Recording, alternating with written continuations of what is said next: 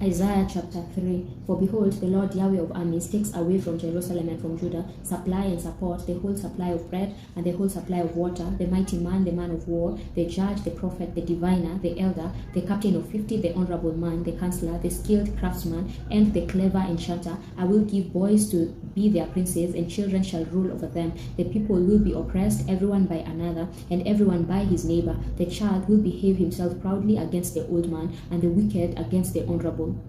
Indeed, a man shall take hold of his brother in the house of his father, saying, You have clothing, you be our ruler, and let this ruin be under your hand. In that day he will cry out, saying, I will not be a healer, for in my house is neither bread nor clothing. You shall not make me ruler of the people, for Jerusalem is ruined and Judah is fallen, because their tongue and their doings are against Yahweh, to provoke the eyes of his glory. The look of their faces testify against them. They parade their sin like Sodom.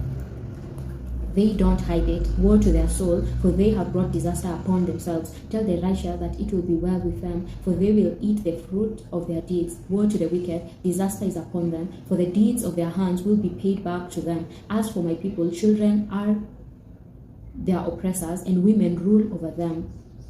My people, those who lead you cause you to err and destroy the way of your paths. Yahweh stands up to contend and stands to judge the peoples.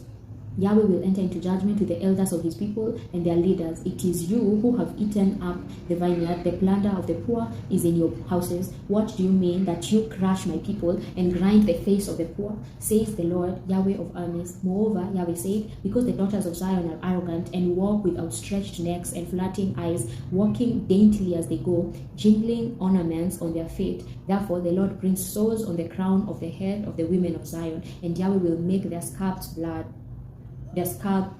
bald. In that day, the Lord will take away the beauty of their anklets, the headbands, the crescent necklaces, the earrings, the bracelets, the veils, the head dresses, the ankle chains, the sashes, the perfume containers, the charms, the signet rings, the nose rings, the fine robes, the capes, the cloaks, the purses, the hand mirrors, the fine linen garments, the tiaras, and the shoals. It shall happen that instead of sweet spices there shall be rottenness, instead of a belt a robe, instead of well set hair baldness, instead of a robe a wearing of sackcloth, and branding instead of beauty. Your men shall fall by the sword, and your mighty in the war.